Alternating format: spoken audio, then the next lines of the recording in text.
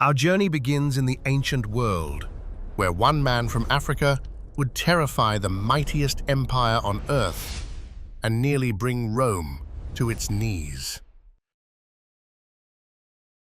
He was just 9 years old when he swore eternal hatred for Rome. 2 decades later, he marched elephants over the Alps and shattered the myth of Roman invincibility. His name was Hannibal Barca, and he would become the African general Rome feared for generations. Hannibal was born in 247 BCE in Carthage, a mighty North African empire on the Mediterranean coast, in what is now Tunisia. His father, Hannibal Barca, was a celebrated general of the First Punic War. Defeated by Rome but unbroken, Hannibal taught his sons that Rome would never stop until Carthage was ashes. Before the gods, young Hannibal vowed he would never be Rome's friend, only its destroyer. After Hamilcar's death, Hannibal was raised on the battlefield. At just 26, he was given command of Carthage's forces in Iberia, modern-day Spain. There he trained relentlessly, formed alliances with local tribes, and built one of the most disciplined armies in history. When Rome allied with the city of Saguntum, deep in Carthaginian territory, Hannibal saw it as provocation. He laid siege to the city. Rome declared war, but Hannibal had no intention of fighting Rome in Spain. He would bring the war to their doorstep. In 218 BCE, Hannibal began a march no general had ever hacked. With 90,000 infantry, 12,000 cavalry, and 37 African war elephants, he crossed the Pyrenees, fought through hostile tribes, and entered the Alps. Snowstorms, avalanches, starvation, thousands died. But after 15 brutal days, Hannibal descended into Italy with an army forged by suffering. Rome had no idea what was coming. At the Trebia River, Hannibal ambushed a Roman force and annihilated them. At Lake Trasimene, he trapped 15,000 Roman soldiers in a fog-covered slaughter. But it was at Cannae that he rewrote the art of war. Surrounded on all sides, 80,000 Roman troops fell in a single day, a massacre so complete it still studied in military academies. Rome trembled, cities defected, but Carthage refused to send reinforcements. Hannibal, deep in enemy territory, was left alone. For over a decade, Hannibal held his ground in Italy, undefeated yet unsupported. He tried diplomacy. He waited. He bled Rome slowly. But his army, stretched and tired, could not take the capital. In 204 BCE, the Romans sent Scipio Africanus to strike Carthage itself. Hannibal was recalled. It was the battle he had waited years for. At Zama in 202 BCE, Hannibal faced Rome one final time. But the years had worn him down. Carthage's cavalry was weak. Scipio had learned from Hannibal's own tactics. Hannibal lost, Carthage surrendered. He fled into exile, offering his skills to other kings, evading Roman assassins across the ancient world. Even hunted, he remained a threat. In his final days, cornered in Bithynia, Hannibal drank poison rather than be captured by Rome. His last words? "Let us free Rome from her long anxiety." They had called him a barbarian, a savage, a monster. But Hannibal was a master of tactics, an African general who shook the foundations of empire. Rome would fear his name for centuries, and history, though slow to remember, could not forget. You were never meant to know his name, but you will not forget it now. Hannibal, the African who made Rome bleed. If this is your first time hearing Hannibal's full story, that's not by accident. African history has been buried for centuries, but we're digging it up. Subscribe to Silent Dynasties, because the empires they erased are the ones worth remembering.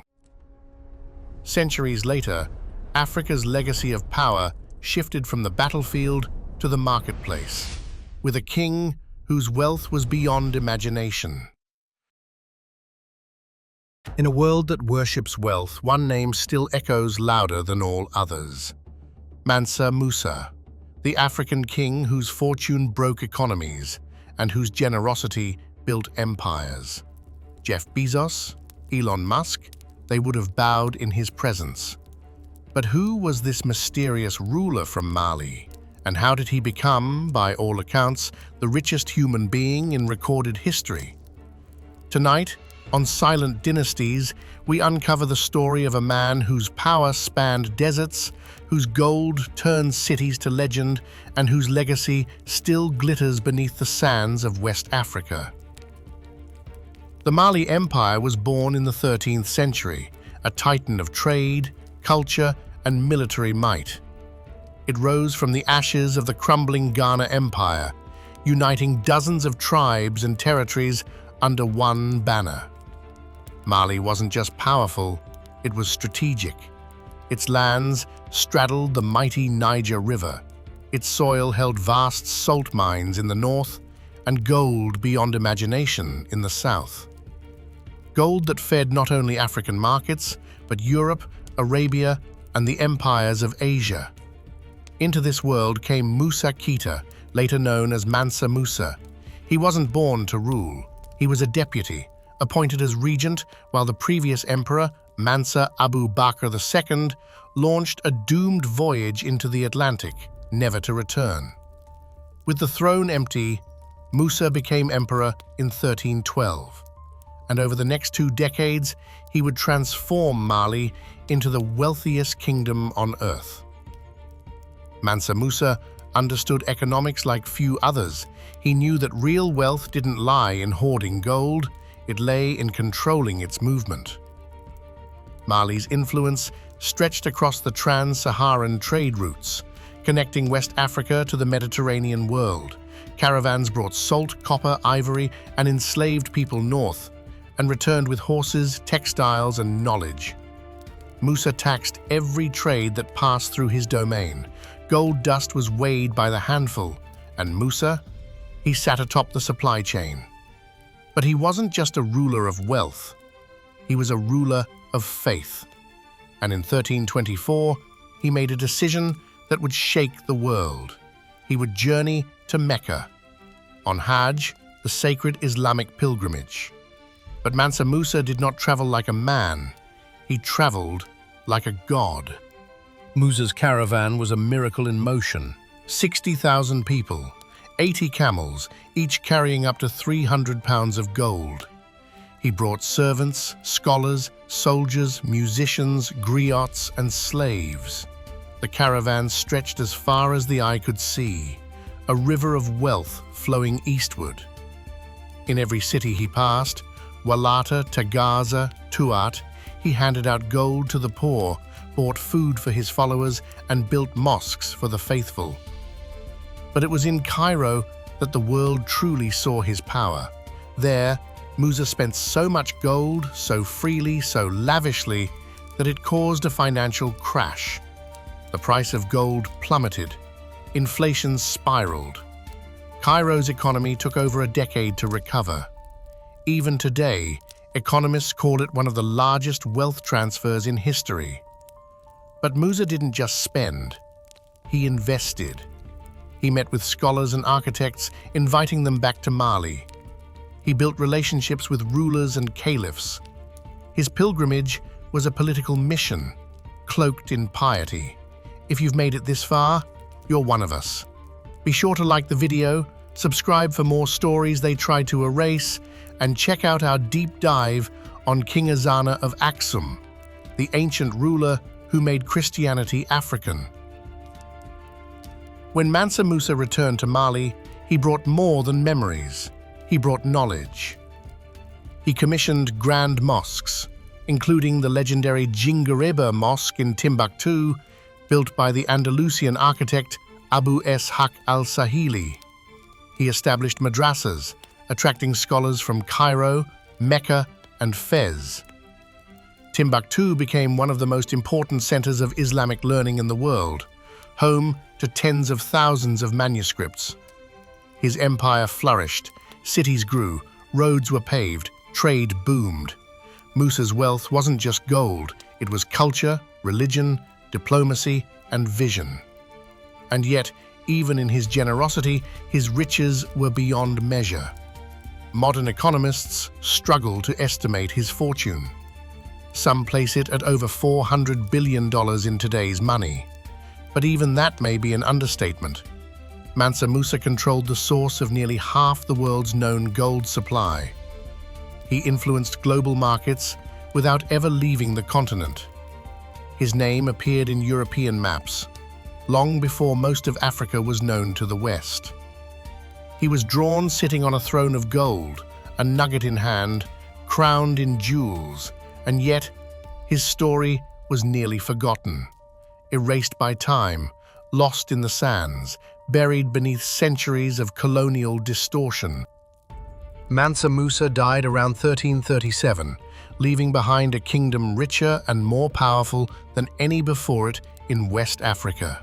His successors struggled to hold it together, but the world would never forget. In Mali, he is remembered as a righteous leader, a builder of cities, a man of God. Across the Islamic world, he was a patron, a scholar, a legend. And today, he stands as proof that Africa has always been more than conquest and chains. It was gold, empire, civilization, faith. Mansa Musa was not an anomaly. He was a reflection of what Africa once was, and what it can be again. So what do you think made Mansa Musa truly powerful? The gold or the vision? Let me know in the comments. And if you want more stories they never taught you in school, check out our video on Menelik II, the African emperor who defeated an empire. But Mansa Musa's fortune was not born overnight. It rose from a kingdom of gold, trade, and learning, the Empire of Mali. When you think of global empires built on gold, you probably imagine Rome, Persia, maybe even Spain. But long before European ships sailed to West Africa, there was an empire so rich, its king broke the economy of an entire continent. So powerful, its cities rivaled the cultural capitals of the Islamic world, and so forgotten that most history books barely give it a footnote. This is the untold story of the Mali Empire, Africa's golden empire, built by warriors, poets, merchants, and a lion king who changed the world. You're watching Silent Dynasties. History speaks, we listen. Long before Mali rose, West Africa was already rich, not in palaces or pyramids, but in gold. In the savanna and forest zones between the Niger River and the Sahel, gold dust flowed like water through the hands of traders. They called it Wangara gold, and it made kingdoms rise. By the 9th century, the Ghana Empire had grown wealthy, taxing gold and salt along the trans-Saharan trade routes. But Ghana would fall, and out of its ashes, a new power would rise. In the 13th century, a prince was born in the small kingdom of Kangaba. He was crippled as a child, mocked as a weakling, but his name would become legend. Sundiata Keita, the Lion of Mali. After Ghana's collapse, a brutal warlord named Sumanguru Kante conquered the Mande peoples. Sundiata, exiled and underestimated, returned with an army of freed peoples and loyal allies. At the Battle of Karina in 1235, he crushed Sumanguru and united the Mande into a new empire. This wasn't just a political conquest. Sundiata founded a dynasty, the Keita dynasty, and established a constitution known as the Kurukan Fuga Charter, one of the earliest declarations of rights and governance in African history.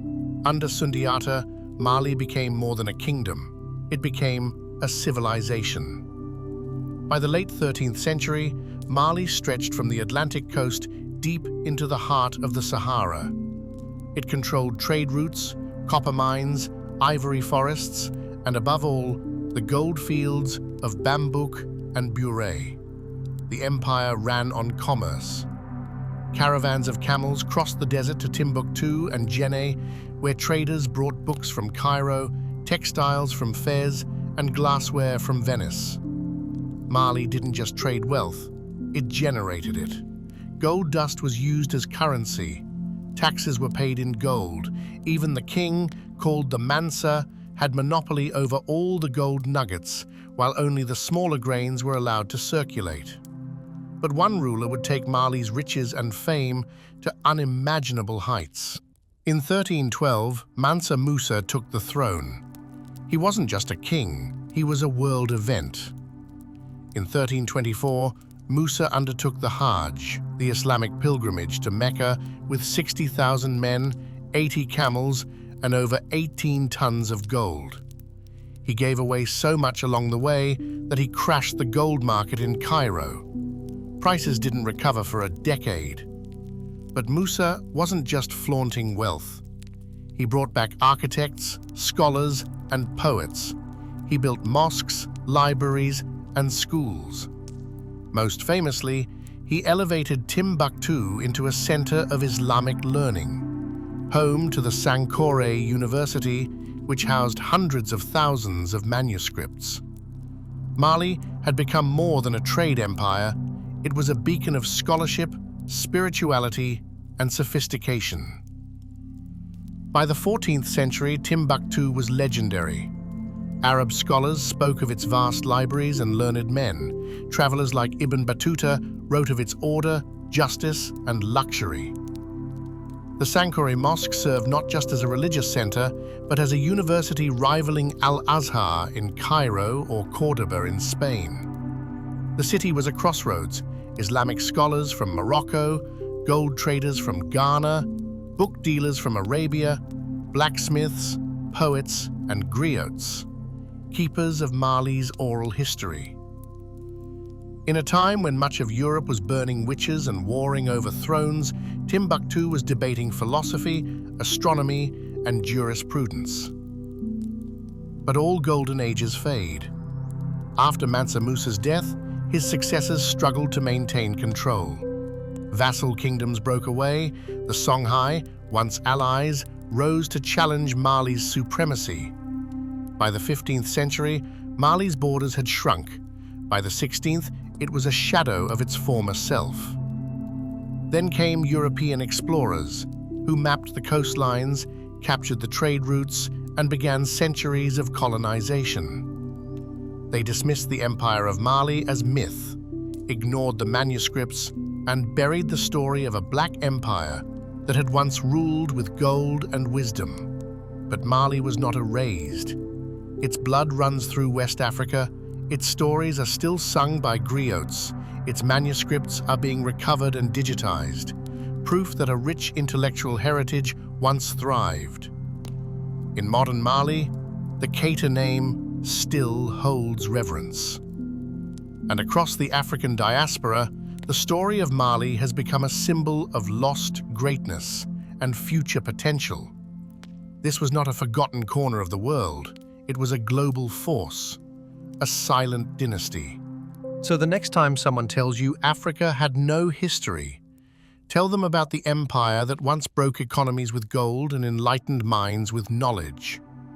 If you want more stories like this, of African empires, kings, queens, and warriors the world forgot, subscribe to Silent Dynasties. When history speaks, we listen. From West Africa, we journey east, to the highlands of Ethiopia, where an emperor would defy European conquest and rewrite the story of resistance.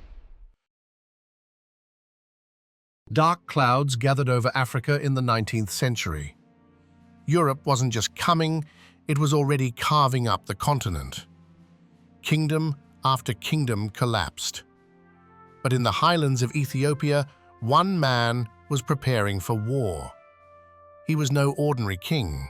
He was a diplomat, a modernizer, a master of strategy. And when Italy came knocking, he didn't flinch. He made them bleed. This is the story of Menelik II, the African emperor who outwitted Europe and became a symbol of black resistance for generations to come. Born in 1844 in Ankober, Menelik was the son of King Haile Melekot of Shewa, a semi-independent region of Ethiopia. But as a child, Menelik's fate was snatched from him. In 1855, the rising warlord Kasa, who would become Emperor Tewodros II, invaded Shewa. His army was unstoppable. Menelik's father died of illness during the conflict, and the young prince was taken as a royal hostage to the northern fortress of Magdala. He was just 11 years old. There, under Tewodros' rule, Menelik watched his nation change. He studied, listened, and waited, but he was no puppet. In 1865, at age 21, Menelik escaped Magdala and rode back to Shewa, alone, defiant, and ready. His people welcomed him as a king. A lion had returned to his den. Menelik didn't inherit peace. He had to earn it. For over a decade, he consolidated power through diplomacy and battle. He married Taytu Betul, a noblewoman known for her fierce intellect and political shrewdness. Together, they built alliances with rival chiefs and outmaneuvered enemies. In 1889, the sitting emperor, Johannes IV, was killed in battle against the Mahdists of Sudan. The empire was in chaos. Menelik moved quickly. He marched north, forged key alliances, and was crowned Emperor of Ethiopia on November 3, 1889. But his greatest challenge was just beginning. Europe was watching, and one empire in particular had its eyes set on Ethiopia. While much of Africa was falling under colonial rule, Menelik was building. He introduced the telegraph, constructed roads, brought in European experts to modernize the military. He launched coinage reform, built hospitals, and laid plans for railways. But modernization wasn't about imitation. Menelik wasn't trying to become like Europe. He was preparing to defend Ethiopia from it. He knew the only path to sovereignty was strength. If the story of Menelik II surprises you, imagine how many more stories have been buried. Subscribe, because Silent Dynasties is uncovering them. In 1889, Menelik signed the Treaty of Wuchale with Italy. The treaty had two versions, one in Amharic, one in Italian. But Italy had added a deception. The Amharic version stated that Ethiopia could use Italy to communicate with foreign powers. The Italian version claimed Ethiopia must, making it an Italian protectorate. Menelik was furious. He immediately renounced the treaty. Europe dismissed him. They assumed Ethiopia would be easy to conquer, so Italy invaded. But Menelik had been preparing for this moment for over a decade. On March 1st, 1896, the hills of Adwa erupted in battle. The Italians brought 17,000 troops. Menelik led over 100,000 Ethiopian soldiers, armed with modern rifles, cannons, and strategic brilliance. But numbers weren't everything. It was the coordination. Oromo cavalry, Amhara infantry, Tigrayan scouts, united under one banner. The Italians were surrounded. Within hours, their lines collapsed. Over 7,000 Italians lay dead. Thousands more were captured. The victory shocked Europe. For the first time, an African power had decisively defeated a modern European army. Ethiopia was never colonized. Menelik's victory at Adwa became a rallying cry across Africa and the diaspora. Harlem, Kingston, Accra. Black communities everywhere celebrated Ethiopia's defiance. Menelik ruled until 1913. In his final years, he suffered strokes, but the empire he built endured. Under his reign, Ethiopia had doubled in size. It had connected tradition with progress, and it had refused to bow to colonialism. His wife, Empress Taytu, ruled in his name during his decline, maintaining stability. Even after his death, Menelik's shadow loomed large. Haile Selassie, who would rise decades later, stood on his shoulders. Menelik II didn't just lead an army, he led a resistance. He defied an empire, not with rage, but with intelligence, patience, and strategy. In a time when Europe thought it could divide Africa like a map on a table, he reminded the world that some lines can't be crossed, not without consequence. Not all resistance came from kings. In the forests of Ghana, a queen mother rose to defend her people's freedom against the British Empire. What would you do if a foreign empire stole your king and then demanded the very soul of your nation? In 1900, the Asante people of West Africa faced this very question. Their king had been exiled, their dignity trampled, and now the British wanted the golden stool, an object so sacred it held the spirit of the entire Asante civilization. When the chiefs hesitated, one voice rose above them all. A 60-year-old grandmother, a farmer, a queen mother. Her name was Yaa Asantewaa, and she would go to war to defend the soul of her people. To understand Yaa Asantewaa's rebellion, we have to start with what she was fighting for. This wasn't just land. It wasn't even about gold. It was about something more powerful. The golden stool, a throne so sacred it was said to hold the sunsum or spirit of the entire Asante nation, the living, the dead, and the unborn. Legend says the stool descended from the heavens in a cloud of white dust, summoned by the priest Okomfo Anokye. It landed on the lap of the first Asante king, Osei Tutu, in the late 1600s. Made entirely of gold, just 18 inches tall, no one sat on it, not even the king. It was never allowed to touch the ground. Instead, kings were raised over it to show that they ruled by serving the spirit of the people, not by dominating them. It was the soul of Asante unity and power. And for 2 centuries, the Asante protected it with their lives. If you believe these stories deserve to be remembered, take a moment to like this video, subscribe to Silent Dynasties, and share it with someone who should know. Because history isn't just what happened, it's what we choose to remember. By the 1800s, the Asante Empire had become a regional powerhouse, a kingdom built on trade, military might, and a rich matrilineal culture where women played a vital political role. The Queen Mother, or Ohima, wasn't just ceremonial, she helped choose kings and preserve tradition. But Britain had its eyes on the Asante's resources, especially their gold, and so began a series of violent clashes known as the Anglo-Asante Wars. The British wanted domination. The Asante wanted survival. In 1896, the British marched into Kumasi, the Asante capital. They captured King Prempeh I and exiled him to the Seychelles along with his court and his grandmother, Yaa Asantewaa. The British assumed the fight was over. They thought they had crushed the spirit of the Asante. They were wrong. In 1900, Governor Frederick Hodgson made a critical mistake.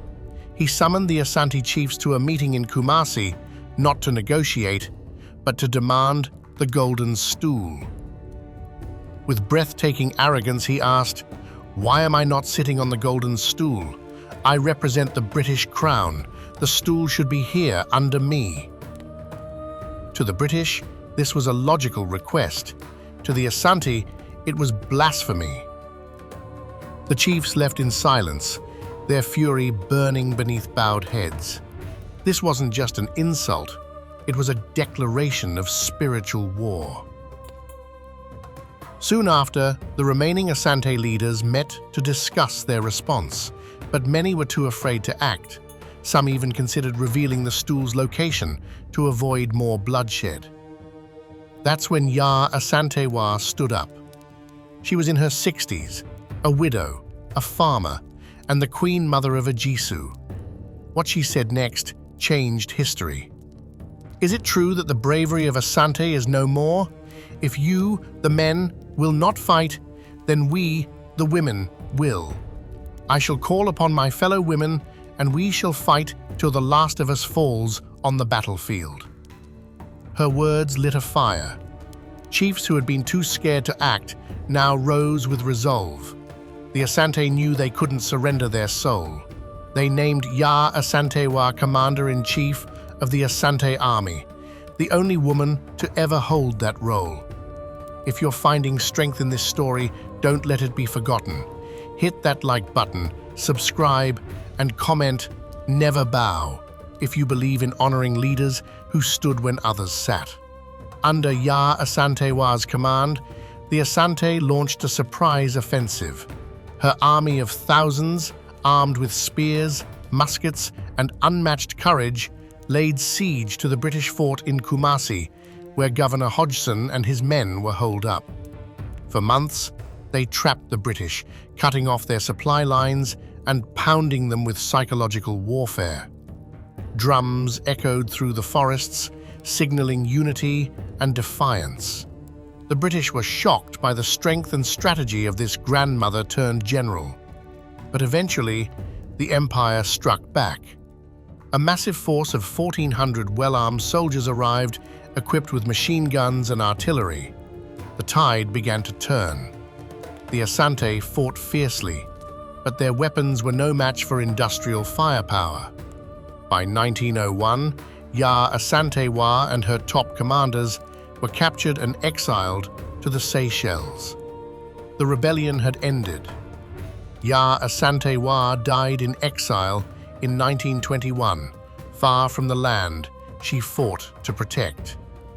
But the British never found the golden stool. In 1920, workers stumbled upon it, untouched and hidden. The British, recognizing their mistake, formally gave up any claim to it. Yaa Asantewaa had saved the soul of her people. Her courage echoed across Africa. She proved that a woman, even in her 60s, could defy empire and ignite a movement.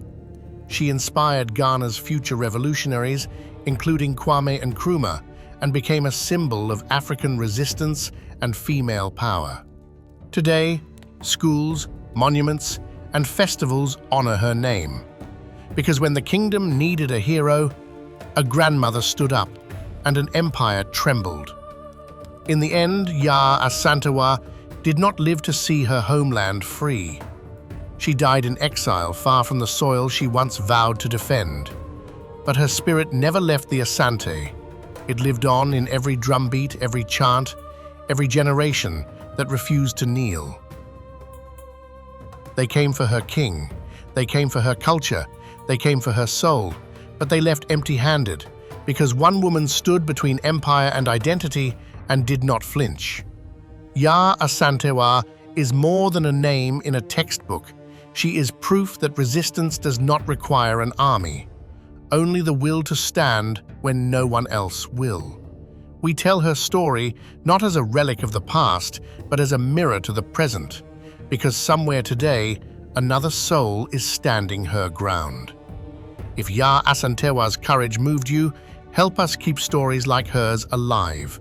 Like, share, and subscribe to Silent Dynasties. Drop a comment with the name of an unsung hero you'd like us to feature. History isn't just dates and empires, it's people who refuse to bow. Far to the south, another queen fought for decades, turning diplomacy, strategy, and courage into weapons against the colonizers. What makes a hero? Is it dedicating 40 years of your life to fighting an empire for your people's freedom? Or is it making a deal with the devil to save them? This is the story of Queen Nzinga, a warrior, a diplomat, a legend. But her greatest battle was not fought with swords. It was waged within her own conscience. She faced a choice that could save her kingdom, but stain her name forever.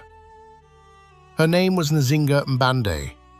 Born around 1583 in the kingdom of Ndongo, in what is now Angola, she entered the world at a time of chaos. The Portuguese Empire, driven by greed for the transatlantic slave trade, was carving its way down the African coast. Ndongo stood in their path, a proud and powerful kingdom, but one surrounded by storms. Legend tells that Nzinga's birth was marked by prophecy. The midwives whispered she would grow to be a great ruler. Her father, Ngola Kiluanji, believed it. He brought her into war councils and diplomatic meetings, teaching her strategy, politics, and the art of survival. Nzinga learned to wield both the spear and the word. She understood that power wasn't just about the battlefield, it was about perception, presence, and the ability to bend others to your will. But the throne she might have inherited would not come easily. When her father died, the crown did not go to Nzinga. Instead, her brother Ngola Mbande seized power. Consumed by paranoia, he saw threats everywhere, even within his own family. What happened next remains one of the most brutal moments in her life. Historical accounts say he ordered the execution of her young son and had Nzinga and her sisters sterilized. It was an act of cruelty, designed to ensure she could never produce an heir to challenge him. Heartbroken and hunted, Nzinga fled into exile. From the shadows, she watched her brother's rule crumble. The Portuguese pushed deeper into Ndongo, taking captives, burning villages, and installing puppet leaders. The suffering was unimaginable. Her homeland, once strong and defiant, was collapsing. She was a queen with no crown, a leader with no people. But the fire inside her never went out. In 1622, desperation forced her brother to do the unthinkable. He asked for her help. Ndongo was losing the war. The Portuguese were closing in. So, he sent Nzinga as his envoy to Luanda to negotiate with the Portuguese governor, João Correia de Sousa. This was her chance, not just to save her people, but to prove she could stand toe-to-toe with the empire threatening to swallow them whole. When she entered the governor's chamber, she immediately saw the insult. One chair for the governor, none for her. She was expected to sit on the floor like a supplicant. But Nzinga was not about to kneel. She motioned to a servant, who dropped to her hands and knees, becoming a living throne. Nzinga sat tall, looking the governor straight in the eye. The message was clear. Ndongo bows to no one. Speaking fluent Portuguese, she demanded the Portuguese withdraw their forts and recognize Ndongo's sovereignty. To sweeten the deal, and perhaps to buy time, she agreed to be baptized, taking the Christian name Dona Ana de Sousa. A treaty was signed, but peace was a mirage. The Portuguese broke the agreement almost immediately. 2 years later, her brother died. Some whispered suicide. Others believed Nzinga herself had removed the final obstacle to the throne. In 1624, she became queen, and she was ready for war. If you're drawn to stories that history tried to bury, stories of power, betrayal, and impossible choices, then subscribe to Silent Dynasties. These are the histories they don't teach you in school. Taking the title of Ngola, traditionally reserved for men, Nzinga declared herself ruler. The Portuguese refused to recognize her, installing a puppet king in Ndongo. But Nzinga was not broken. She relocated east, seizing the neighboring kingdom of Matamba. A land with a tradition of powerful female leaders, Matamba became her fortress. From here, she waged a relentless guerrilla war. For decades, she struck Portuguese settlements, ambushed supply lines, and freed captives. She welcomed escaped slaves and defectors from Portuguese forces, offering them freedom and land in exchange for loyalty. In 1641, the Dutch arrived. Eager to undermine Portugal, Nzinga seized the moment. She forged an alliance, combining her forces with theirs to capture the coastal city of Luanda. For a brief, shining moment, it looked as though the Portuguese grip might be broken forever. But fighting an empire Required resources, weapons, food, allies. And here lies the most controversial part of her legacy. To keep her war machine running, Nzinga participated in the very system she despised, the slave trade. From Matamba, she captured prisoners from rival tribes and sold them, often through her Dutch allies, into the transatlantic trade. While her kingdom remained a sanctuary for runaway slaves, she also profited from the same brutal commerce that was tearing Africa apart. Was this betrayal? Or was it ruthless pragmatism, sacrificing some to save the many? It is this moral shadow that makes her story so complex. She was both liberator and dealer, hero and opportunist. Even after the Dutch were driven out, Nzinga fought on. In 1656, after nearly 40 years of resistance, Portugal signed a peace treaty recognizing her as the legitimate ruler of Ndongo and Matamba. In her final years, she rebuilt her kingdom, resettled freed captives, and secured her dynasty. When she died in 1663, aged around 80, she left behind an independent African state, something almost unthinkable in the age of European conquest. Today, in Angola, Queen Nzinga is revered as the mother of the nation. Her image appears on monuments and currency. To some, she is the ultimate symbol of resistance. To others, she remains a figure whose choices show that history's heroes are rarely pure. Queen Nzinga's life forces us to confront uncomfortable truths, that freedom often comes at a price, and that even the greatest leaders make compromises in the shadows. Long before European colonialism, African leaders faced other invaders. In North Africa, a cunning king used Rome's own corruption against it. Rome's legions were the most feared force in the ancient world, disciplined, brutal, and seemingly unstoppable. But what if I told you their greatest threat wasn't a barbarian horde, but gold? This is the wild, true story of Jugurtha, a North African king who weaponized corruption, not swords, to bring the Roman Republic to its knees. He bribed senators, mocked justice, and turned Rome's love of wealth against itself. In the end, it wasn't an army that almost broke the Republic. It was one man's wallet. The story begins in Numidia, a kingdom in North Africa and longtime ally of Rome. When its king died in 118 BC, he left the throne to two sons, Adherbal and Hyamsul, and their cousin, Jugurtha. Now, Jugurtha wasn't just any prince.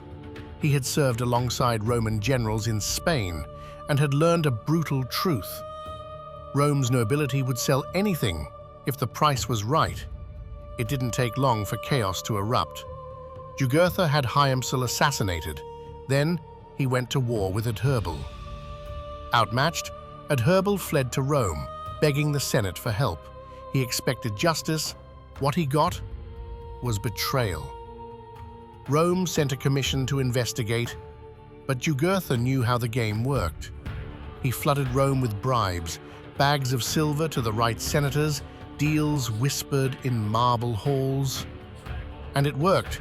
The commission ruled in his favor, handing him the richer half of Numidia. Jugurtha had literally bought half a kingdom with gold. But he wasn't done. If you're enjoying this story of gold, betrayal, and empire, hit subscribe and drop a comment below. Who else should we cover next in the Silent Dynasties series? In 112 BC, Jugurtha invaded again, this time besieging Adherbal in the city of Cirta.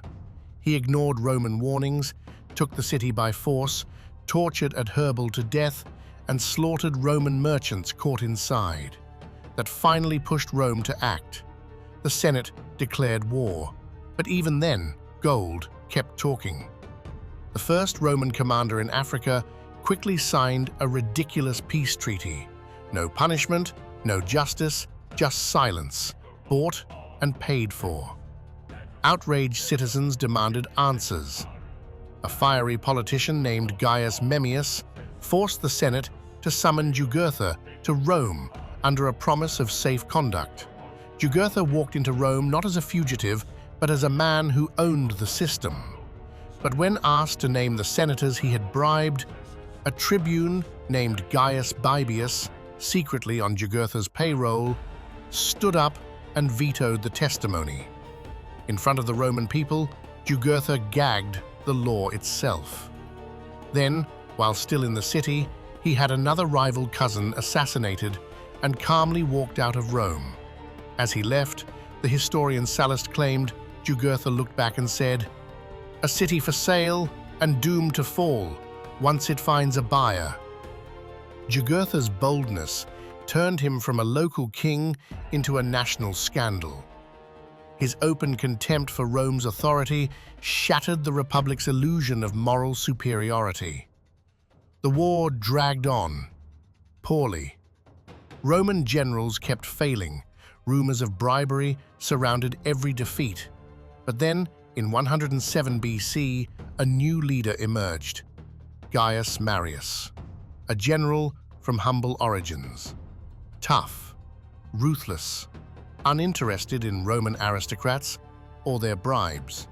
Marius overhauled the army, trained it into a deadly machine, and pursued Jugurtha across the deserts of North Africa. No more deals, no more leniency. Jugurtha's guerrilla tactics were no match for Marius's discipline. Still, he survived, barely, by running to his powerful father-in-law, King Bocchus of Mauritania. But even alliances had their price. One of Marius's officers, a young noble named Lucius Cornelius Sulla, struck a secret deal with Bocchus. In exchange for land and Roman recognition, Bocchus betrayed Jugurtha, delivering him in chains to Rome in 105 BC. Jugurtha was paraded through the city during Marius's triumph, stripped of power, dignity, and gold, then thrown into the Tullianum, a dark Roman dungeon where he slowly starved to death. But in a way, Jugurtha had already won. He had peeled back the mask of Roman virtue, exposing the rot inside its institutions. He didn't just corrupt Rome. He revealed that Rome was already corrupt. And centuries later, his story still stands as a warning. No empire, no matter how powerful, can survive when gold outweighs honor. Our final chapter takes us to Axum, a kingdom whose reach stretched across the seas and whose ruler carved his name into the stone of history. Most people have never heard his name. But in the 4th century, he ruled one of the most powerful empires on earth.